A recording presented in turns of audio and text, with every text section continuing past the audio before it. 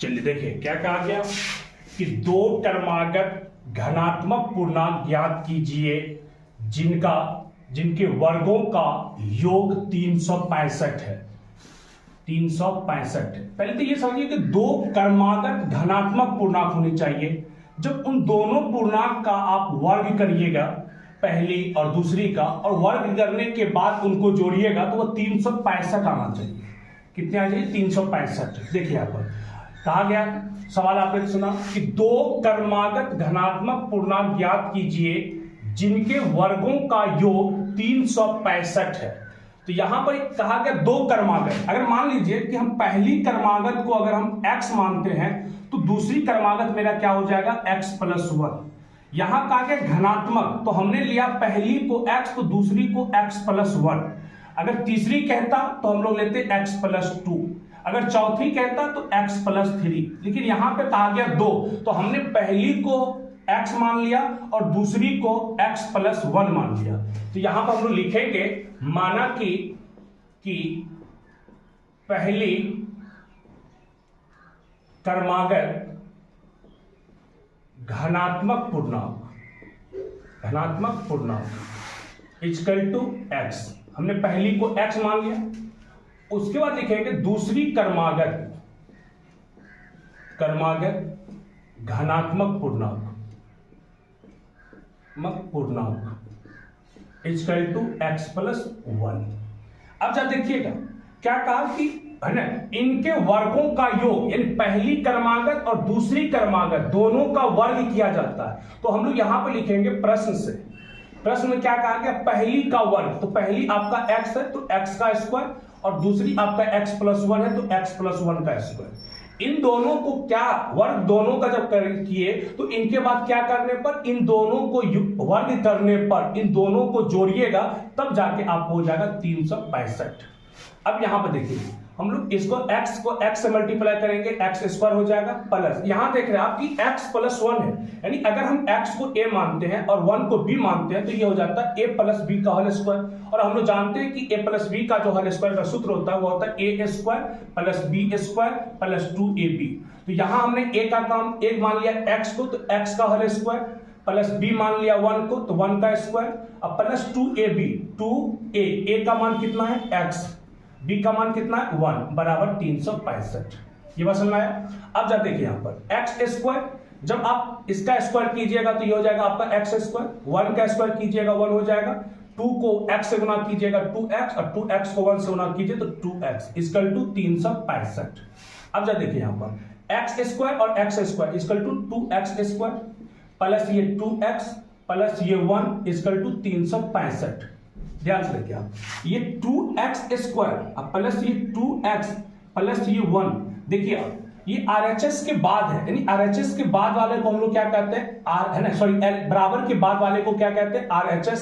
तो ये RHS आपका प्लस में है, और इस प्लस वाले टर्म में अगर RHS में प्लस है, जब इसी टर्म को आप LHS में लाइएगा तो ये प्लस आपका माइनस हो जाएगा, यानी -365 बराबर 0। अब ये 0 क्यों दिए? क्योंकि अब तो इधर कोई टर्म नहीं बचा RHS में, तो अगर कोई नहीं है तो 0 मानेंगे, क्योंकि ये समीकरण है ना। समीकरण आप जानते हैं कि ये बराबर लगा के अगर आप 0 लगाइए तब ये समीकरण होगा, नहीं तो आपका ये बहुपद बन जाएगा। तो हमने बराबर लगा के 0 लगाए क्योंकि अब इधर कोई भी टर्म नहीं बचा। अब यहां देखिए 2x² प्लस 2x, अब देखिए यहां पर 365 माइनस में और 1 प्लस में। आप जानते हैं कि माइनस और प्लस क्या होता है? माइनस होता है, आप इसको माइनस कर दीजिए। 365 में से अगर 1 चला जाए तो कितना बचेगा? 364, है ना।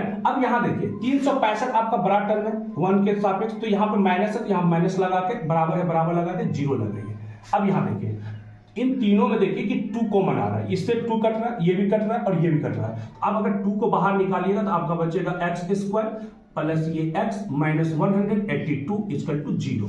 अब देखिए यहां पर ये 2, अब यहां देखिए ये 2 इन सबसे गुना कर रहा है ब्रैकेट के अंदर वाले से, तो हम यहां पर लिखेंगे कि x² प्लस x -182 अब देख रहे हैं कि LHS में आपका ये 2 गुना में है, तो जब ये LHS से RHS में जाएगा तो ये गुना भागा बन जाएगा, और हम 2 को 0 से भागा देंगे तो ये 0 हो जाएगा आपका, यानी ये हो गया x² है ना। अब यहाँ पर देखिए ये आपका एक गुणनखंड का रूप हो गया। आप गुणनखंड जानते भी होंगे कि अब इसका गुणनखंड मतलब हो गया। अब इसको गुणनखंड बनाइए, गुणनखंड बनाइएगा तो ये हो जाएगा आपको x square plus 14x minus 13x minus 182 equal to 0। जब ध्यान से देखिए गुणनखंड में आप जानते हैं कि ये गुणनखंड जो किया है, गुणनखंड में 3 पद होते हैं, यानी द्विघात समीकरण, ये समीकरण है तो द्विघात समीकरण में 3 को पद होते हैं, पहला, दूसरा और ये तीसरा। हमने क्या किया कि द्विघात इस गुणनखंड को पहला टर्म को तीसरा से गुणा किया तो ये हो गया आपको माइनस 182 एक्स स्क्वायर, और सेकेंड वाला टर्म देखिए तो ये एक्स है। यानी अब अगर ये चीज आप समझ गए तो समझिए यहाँ पर कैसे करते, यानी ये बीच वाला टर्म को आपको 2 खंड में करना है, और ऐसा करना है जब आप उस दोनों खंड को हल कीजिएगा तो प्लस में आपका एक्स आना चाहिए, और उसी दोनों को गुना कीजिएगा तो आपको है ना माइनस 182 एक्स स्क्वायर होनी चाहिए। अब यहाँ पे देखिए हमने क्या लिया, 14x को प्लस में लिया और 13x को माइनस में लिया, क्योंकि हमें प्लस लाना था इसीलिए हमने दोनों टर्मों में ये देखा कि बड़ा वाला टर्म कौन सा है, तो 14 है तो उसके आगे प्लस था, हमने इसलिए इस प्लस लगाया ताकि यहाँ हमें प्लस मिल जाए।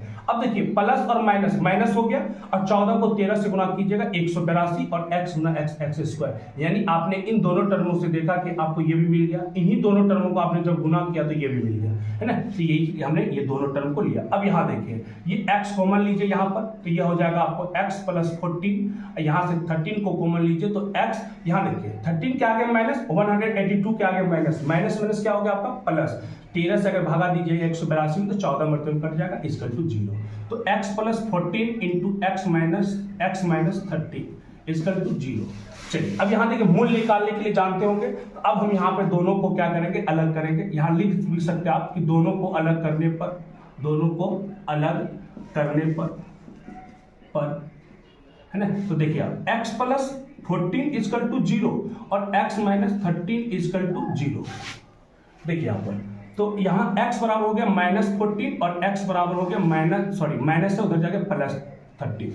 आपने क्या देखिए यहाँ पर कि आप यहाँ जो ये टर्म आया माइनस में आया, आपको कहा गया धनात्मक तो ऋणात्मक होगा ही नहीं, तो यहाँ लिखिएगा संभव नहीं है, संभव नहीं है। देखिए आपका x का मान पॉजिटिव में आया 13, आपने पहली क्रमागत धनात्मक पूर्णांक x माना था, यानी पहली जो क्रमागत धनात्मक पूर्णांक हो गया वो आपका हो गया x है ना, यानी 13, और दूसरी जो हो गया आपका वो हो गया आपका है ना 13 प्लस है ना 1 इक्वल टू 14। ये आपका दोनों का आंसर है।